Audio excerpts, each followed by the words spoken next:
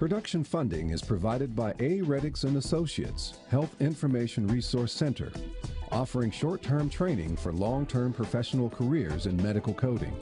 HIRCVA.net.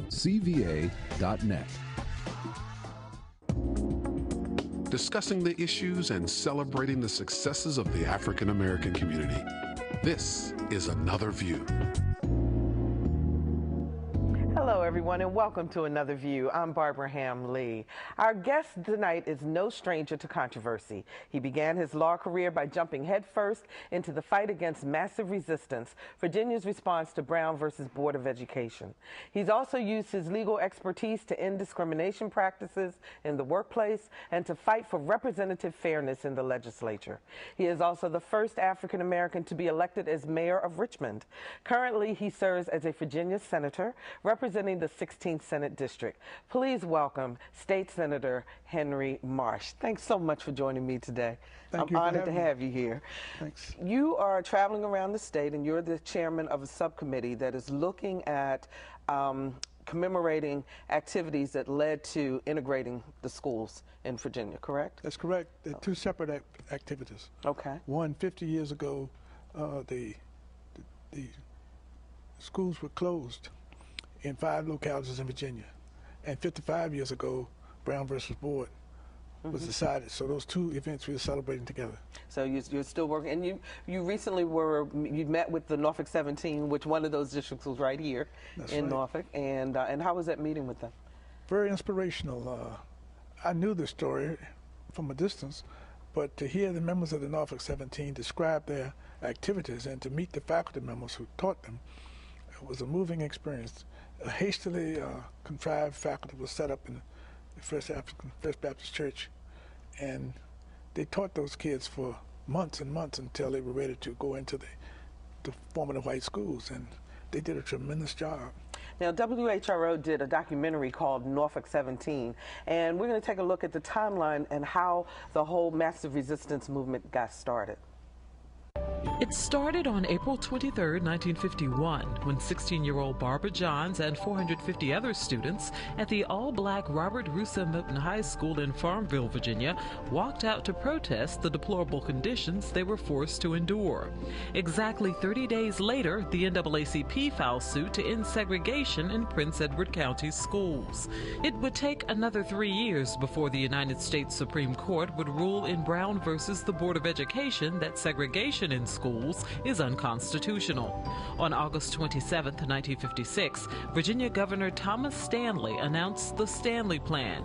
This legislation withheld money from any locality that integrated its schools. It also gave him the power to close any school that desegregated. 2 years later, in September of 1958, a new governor, J. Lindsay Almond Jr., ordered Norfolk's all-white secondary schools to close to prevent desegregation.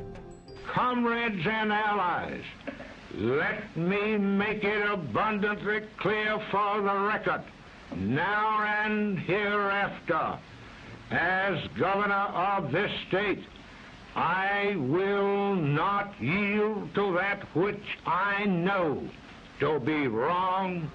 In January of 1959, the Virginia Supreme Court of Appeals overturned Almond's decision, opening the door for 17 black students to attend Norfolk's formerly all-white schools.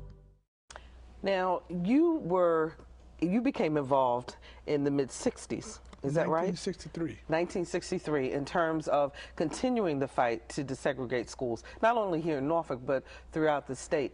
Tell us a little bit about what was going on at the time and how you got involved. Actually, I was a member of Mr. Hill's firm, and Mr. Tucker and I were handling all of the cases, and we had cases all over the state. The Prince Edward case, we were trying to get those schools open. And one day, Mr. Tucker said, Henry, you're going to have to go to Norfolk. We need a case down there. I said, okay, and I went to Norfolk.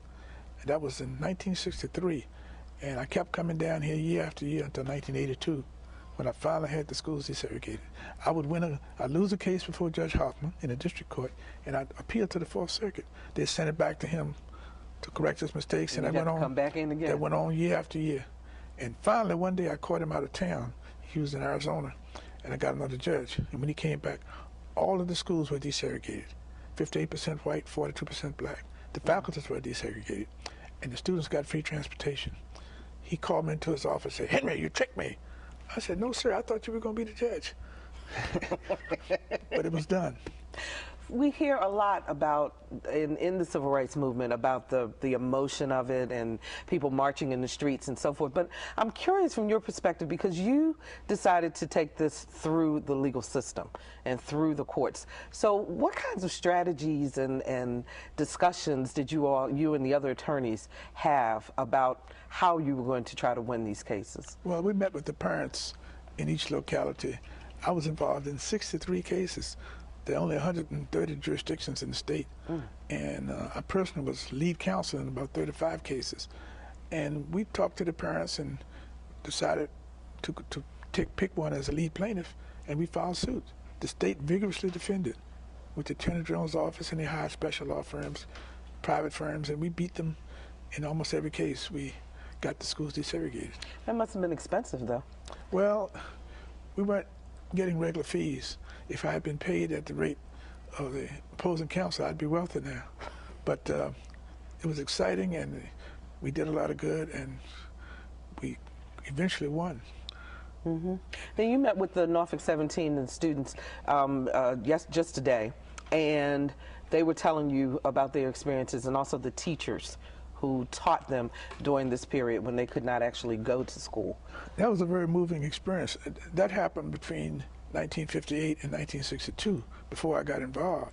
And I heard for the first time how the black community came together and taught these students to get them ready for the experience. The 17 students went into formative white schools, and because of the hard work and time that this faculty conducted this in the basement of a church, those students were ready.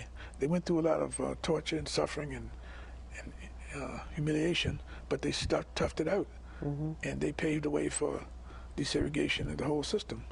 So who got you ready to go? Because you were in an all-white environment also, in terms of the law. Yeah, I went to a segregated school in the county and came to Richmond for the first time and saw that you could have a single teacher for a single grade.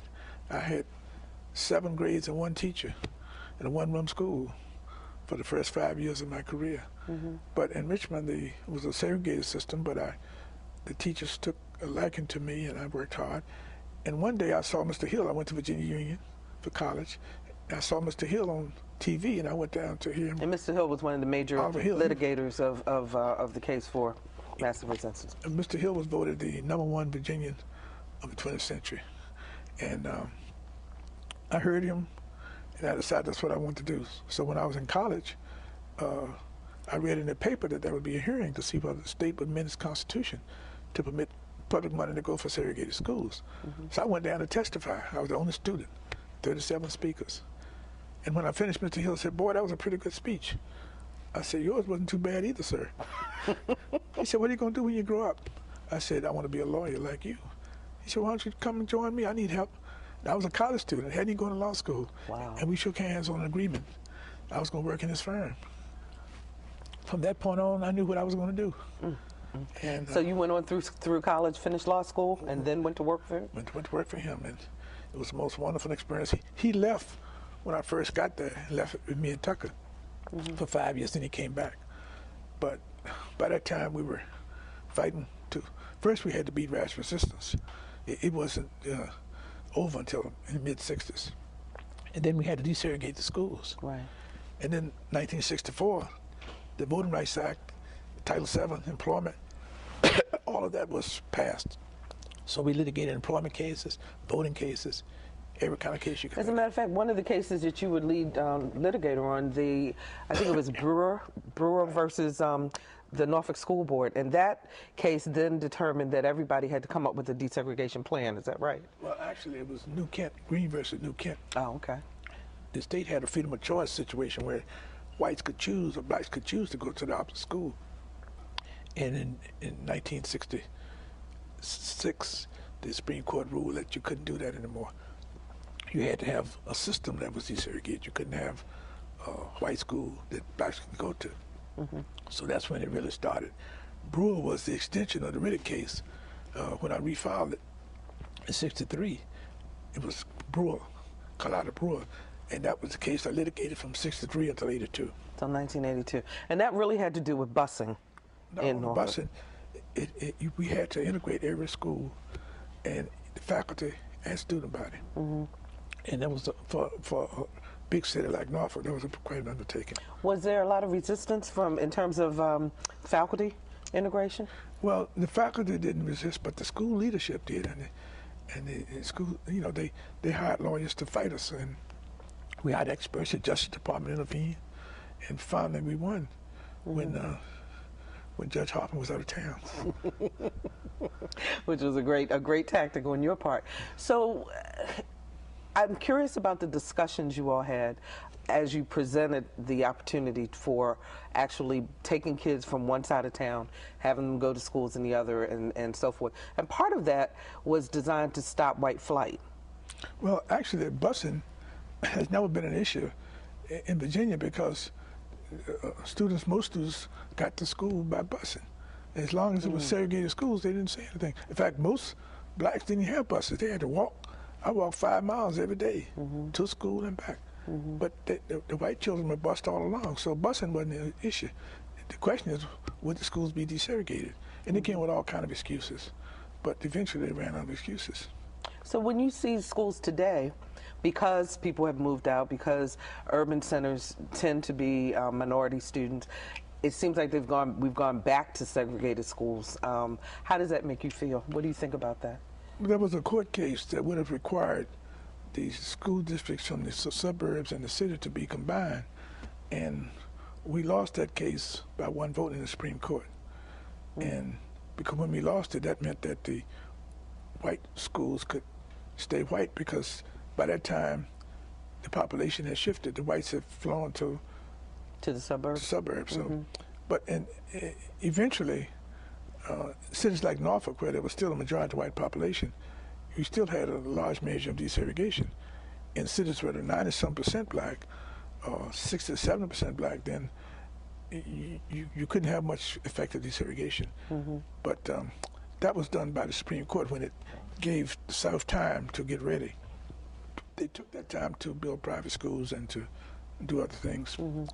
But we've been persistent. We hung in there. Some people say, and we've been accused on this show on occasion of being called, how do they put it, segregation romanticist, meaning that, you know, when people look back and they say, well, it was better when we were all together in one community because our teachers cared and the black students learned and so forth. But you were fighting for integration. So what's your take on that? Are we romanticizing when things were separate but unequal? I think that comes from the dedication and the commitment that the black teachers had for their students. They were very caring, and a lot of students made it because of that. But the problem with segregation, the facilities weren't equal, the resources weren't equal. When I took physics, I had to take it for another student in the back of a chemistry class because they didn't have enough students in that school to teach it. And so we missed a lot. The white schools in my city had courses in economics and Russian language and stuff that would have helped students, and we didn't have that. So the facilities weren't equal, and even though individual students would have made it for the system as a whole, it had to be desegregated so that the resources could be available to all. Plus there's certain disadvantages in being segregated, and because of your race, that's an insidious situation. So, I mean, I appreciate the dedication of the black teachers who taught me in segregated schools, but the experience that was available in an integrated school better prepared the students for life.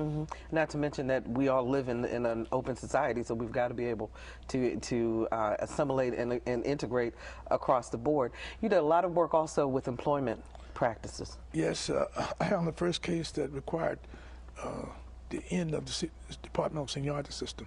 The blacks would work for 20 or 30 years. If they moved into a white high-paying department, they had to start at the bottom of the seniority list, which meant they couldn't afford to do that. So, regardless of how many years they had been working at the company. And also, the companies had to pay equal pay for comparable work.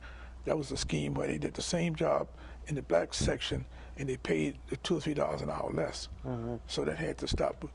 we litigated those cases against about 25 or 30 companies. At the same time, we were desegregating schools. So you were pretty busy. I was. When you look back on those accomplishments and you look at the workplace today, you look at schools today, you've got to feel a sense of pride. I do, but there still were a lot of casualties. I heard on television this morning that for the first time, women make considerably more than men, comparably educated women. And for the first time, they make $1.20 as compared to for every male. So, and they said that's because of education. More women stay in school and get advanced degrees, and that means more money. So the black male is becoming extant, and he's suffering now. But that's part of the legacy of the civil rights movement. Women who get an education now are earning much more than similarly situated men. So the movement is changing, and there'll always be issues to bring about equality. So where do you think the movement's going now? I think we are dealing with the in-school segregation policies. There are certain practices that mistreat children. They are assigning children to special classes that special ed classes that shouldn't belong. There are a lot of other issues we're dealing with. The issue of charter schools right now is a device that they're trying to use to siphon off the cream of the crop and siphon off the money, so that 90% of the kids will be stuck in schools that aren't financed properly, and those who get out will have a better system. And that's against the principles of Brown. You can't educate some of the children to the disadvantage of other children, and that battle is being fought now. As a matter of fact, you're in the legislature, you're fighting that battle right now. I think 17 of the 18 African-American legislators oppose that policy. So that's the next battleground. Now, you were also the first elected black mayor of Richmond, the city of Richmond. When you watched Barack Obama become the first African-American president, if you could have sat down and had a conversation with him based on your experiences of being a first, what would you have told him? My first place, I was at the convention in Denver, and I was sitting next to Governor Kane, and when Secretary Clinton surrendered her delegates to Obama, we both wept for joy. It was one of the happiest moments of my life, because I never dreamed I would live to see an African-American president, and to see one that was his own boss. I mean, he didn't take anything from anybody. It really made me feel proud, and I'll never forget that moment. But that's just another battle. And now, as you can tell by what's going on, he has to fight to maintain his position. It's a constant struggle to try to get equal justice and equality for everyone. But it's a fun struggle, too. It's a labor of love. Well, when you were mayor, what types of struggles did you have to go to? Were you accused of favoring African Americans, you know, in any way, or not looking out for everyone equally? Well, I was accused of that, but it wasn't true. I've been over backwards to make sure that everyone was treated fairly. The monuments, the Confederate monuments on Monument Avenue, I would attend to the massing of the flags. A bunch of people would come from all over the South to celebrate Jefferson Davis. And I would go as mayor and welcome them, because I was the mayor of all the people. And I tried to conduct myself that way, and I think it made some difference. Now, you're bringing the impact of massive resistance yesterday, today, and tomorrow, a public conversation to Norfolk. Right. Norfolk was one of the 5 places that the schools were closed, and we're going to each of the 5 this year. And they'll have a celebration on October 4th. We're having a town hall meeting. We invite all citizens to come, whether you attended a segregated school or not. Come and learn what happened. We have to learn the lesson of history so we don't repeat the mistakes. And I'm hoping everyone will come out, and it's a big show planned from 3 o'clock at Granby School. Granby High School. And we want everyone to come out and learn what happened. Okay, and tell me the date once again. October 4th. October the 4th at Granby High School at 3 o'clock in the afternoon. And you're going to have speakers, and tell us a little bit about what's going to happen. Well, we'll have a discussion by the people who actually played roles in that day. We'll have discussions by others, and have a town hall type discussion. Persons who have ideas will be able to present them. And it's a very moving, we've had one already in Warren County. And it was a very moving thing. The blacks and the whites had never gotten together and talked since that happened. And when they did, they realized that neither side was in position to do anything. They had no choice because the powers to be made it happen, and so they sort of wept and reconciled, and it was a very good feeling. So these are rather cathartic. It was. Also in terms of these events. It was, and it was a very moving experience. One of the white students said, when the press called him, he said, "I just want to go to school. You know, I don't care about this stuff." And when he said that, he was ostracized by the whites. He suffered more than the blacks who were kept out because the whites ostracized him for not taking up their cause. So for the first time, both sides understood how the other side felt. And I don't know what's going to happen in Norfolk, but based on the meeting I had with the Norfolk 17, a lot of things have happened already. And so I think it's going to be a moving experience. As you litigated cases around the state, so did you notice a difference in attitude as you went from location to location for those states? Yes, some areas were different. For example, in Farmville, that's one of the places we're going to go. Of course, they closed the school for 5 years. In Arlington, the school board voted to integrate the schools, and the state promptly took away the right for them to elect their own board members. And so they wanted to desegregate. In Norfolk, it was pretty tough. The Norfolk 17 had to go into hostile white environments, and they suffered, but they persevered. So it's different in different localities. But we're going to each of the 5 localities, celebrating 2 things. One, the 55th anniversary of the decision, the 1954 decision, and the 50th anniversary of the school closings. That's a historical moment that we should focus on, so that people of the day will know what happened 50 years ago. What lessons should young people learn from what happened? Well, what are you hoping they learn? One, they have to always do their best, to always perform, prepare themselves. This morning we learned that those who had an education got considerably more income than those who didn't. So without a high school diploma today, or GED, you can't even get anything. Yeah, so education is a great leveler. It's a great action to level the playing field, and we have to get as much education as we can get. The other lesson is that the community, the whole village came together to help those 17 students. So we have to, as parents and leaders, we have to get together and support the young people, encourage them to do well. Because we're not only competing against Portsmouth and Chesapeake, we're competing against the people in China and Asia and around the world. So some people say that this, we're bringing up old wounds, but you look at this as an opportunity really for people to come together and to unify behind what happened. A couple of generations of people who came along after the struggle, and when you see where the leaders at the time declared themselves to fight for segregation forever, and it got them into a whole lot of trouble. In fact, Virginia was the worst in the Union. We led the Union in sort of a rebellion against Brown versus Board, and other states followed. And we don't want to make those mistakes again. Absolutely not. And on that, we're out of time, but October the 4th, Granby High School, 3 o'clock in the afternoon. And we thank you so much for joining us today on Another View. Thank you for having me on the show. Not a problem. And we'll be right back after we take a look at what's happening in Hampton Roads.